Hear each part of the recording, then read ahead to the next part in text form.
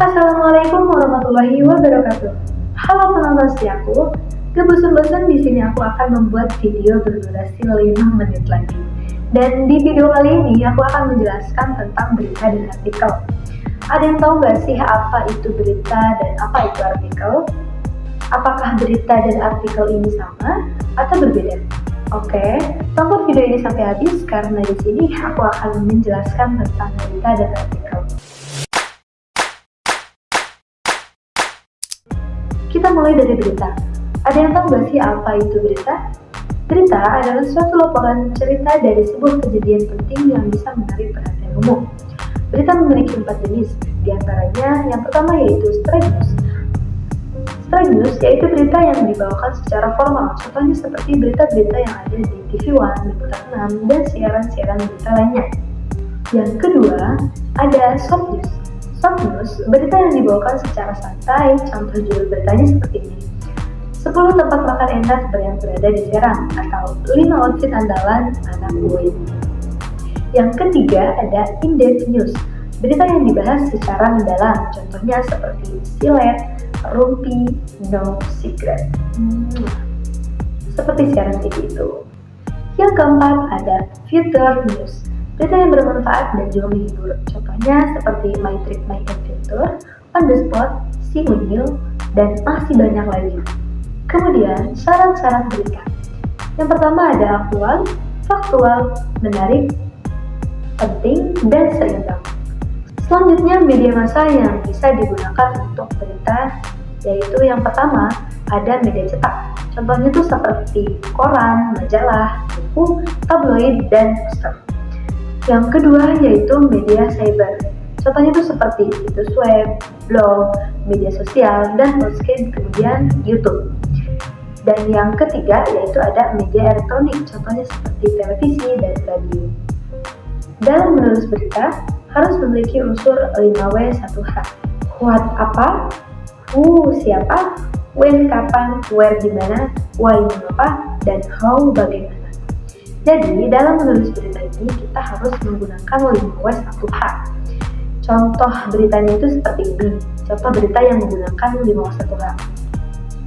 Mahasiswa UIN Sultan Maulana Hasanuddin Banten melakukan aksi protes terhadap kenaikan biaya kuliah pada hari Senin 21 Februari 2025 di gedung Rektor UIN Sultan Maulana Hasanuddin Banten. Aksi ini dilakukan karena kenaikan biaya kuliah yang tidak wajar. Mahasiswa mengenakan aksi protes dengan spanduk, poster orasi, dan lagu-lagu protes. Selanjutnya, kita akan membahas tentang artikel. Apa sih yang dimaksud dengan artikel? Artikel adalah suatu bentuk karangan berisi analisis suatu fenomena alam atau sosial dengan maksud untuk menjelaskan siapa, apa, kapan, di mana, bagaimana, dan mengapa fenomena alam atau sosial tersebut terjadi.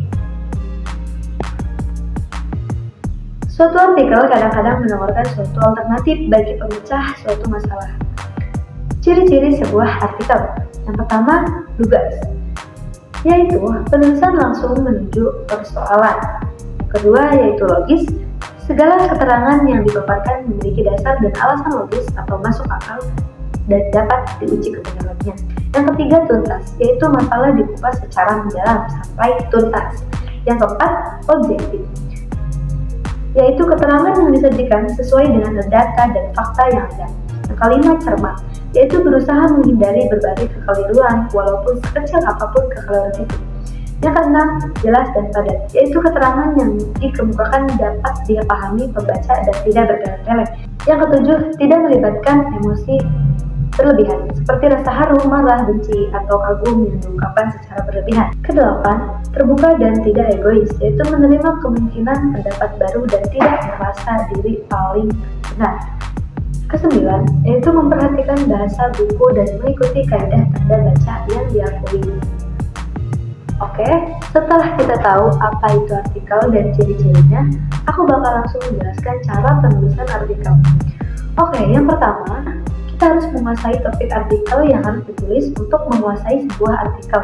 Terlebih dahulu, kuasai topiknya. Buat judul yang menarik perhatian orang untuk membacanya.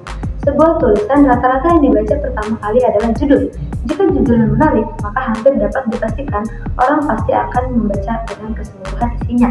Kemudian yang ketiga, buat garis besar tulisan. Untuk membuat agar artikel tetap sesuai dengan judul, buatlah poin-poin garis besarnya sehingga artikel tidak sampai melenceng terlalu jauh. Yang keempat, buatlah tulisan yang langsung pada poin. Banyak orang tidak punya banyak waktu untuk membaca di internet.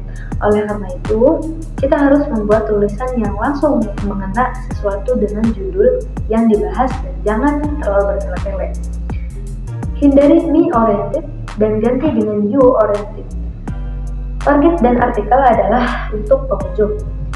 Cara ini akan membuat pembaca artikel merasa bahwa merekalah yang sedang diajak bicara. Merekalah yang menjadi perhatian tulisan. Pada prinsipnya adalah pikiran bahwa mereka pasti dapat keuntungan dari tulisan itu. Selanjutnya, buat sebuah kesimpulan di akhir artikel. Konklus atau kesimpulan adalah sebagai penutup dari sebuah pembahasan. Mungkin sebagai pembaca tidak mengerti arah dan pembahasan artikelnya. Oleh karena itu, kita harus menyimpulkan di akhir maksud dari pembahasan tersebut. Terakhir yaitu cantumkan sumber tulisan.